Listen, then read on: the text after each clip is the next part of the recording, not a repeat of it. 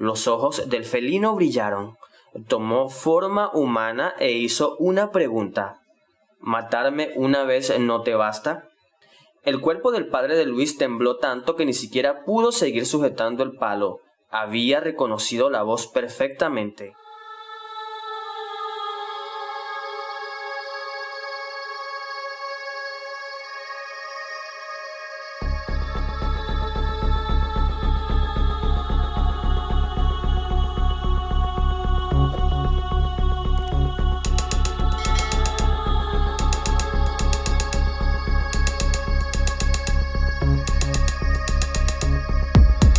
Luis era un adolescente que vivía con su padre y su madrastra. En una noche fría, cerca de la ventana de Luis maullaba un gato. El chico se levantó rápido y en silencio. No quería que su padre lo escuchara porque planeaba meter al pobre animal en su habitación y así lo hizo. Después se las arregló para mantenerlo en secreto por varios días. Pronto, el gato ganó confianza y se movía tranquilamente por la casa cuando no había nadie. Un par de días más empezó a hacerle travesuras al padre de Luis. Se escondía por los rincones, rasguñaba las puertas cuando estaba solo y un día simplemente arañó toda su ropa. El señor entonces explotó al descubrir al animal. Quería matarlo y fue detrás de él. Luis le suplicaba por la vida del pobre gato. Su padre lo encerró en su habitación para que no presenciara lo que estaba a punto de hacer. Acorraló al pobre animal en la cochera y cuando estaba a punto de golpearle con un palo, los ojos del felino brillaron. Tomó forma humana e hizo una pregunta. ¿Matarme una vez no te basta? El cuerpo del padre de Luis tembló tanto que ni siquiera pudo seguir sujetando el palo. Había reconocido la voz perfectamente. Pertenecía a su esposa, la madre de Luis, a la que había asesinado e hizo que todo pareciese un accidente. Apenas la figura salió de la sombra, pudo comprobarlo. Era su esposa, pero en forma de espectro. Había logrado volver a este mundo para obtener su venganza, pero la mujer no quería dañarlo, no físicamente. Solo quería hacerle saber que estaba cerca, que miraba cada uno de sus movimientos, que habitaba su casa.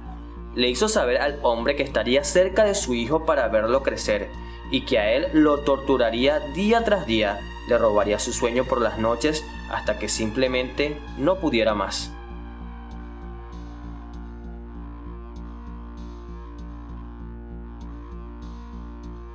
Cuando Alejandro vino al mundo, el roble ya estaba en el jardín. De pequeño siempre le temió al árbol, a nadie le extrañó, pues era un árbol grande, tétrico y tenebroso. Sus ramas parecían brazos estirándose para alcanzar algo. Pensaron que al crecer olvidaría el miedo, pero no fue así. El niño se negaba a salir al jardín, decía que el árbol quería atraparlo intentando entrar por la ventana. Hasta la cubrió completamente con un mueble y a veces lo encontraban dormido en la tina del baño. Nadie pudo creerle su historia, así que él simplemente se dedicó a fingir que todo estaba bien.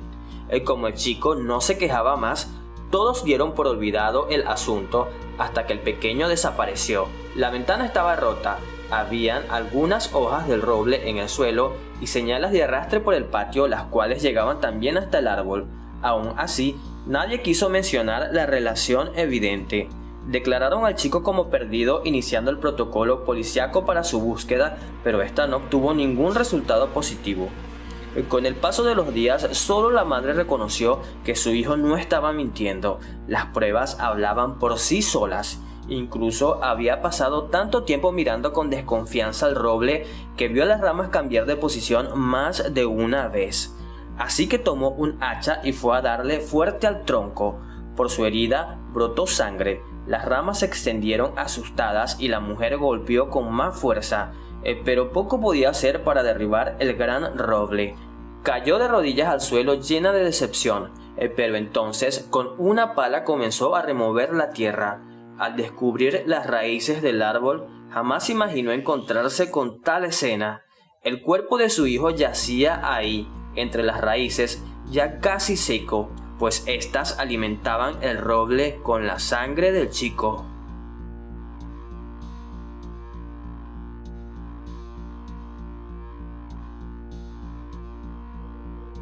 Marcel era un exitoso hombre de negocios con una familia perfecta y muy bien posicionado económicamente, por lo que nadie pudo entender su decisión de dejarlo todo para refugiarse en una cabaña apartada en las montañas.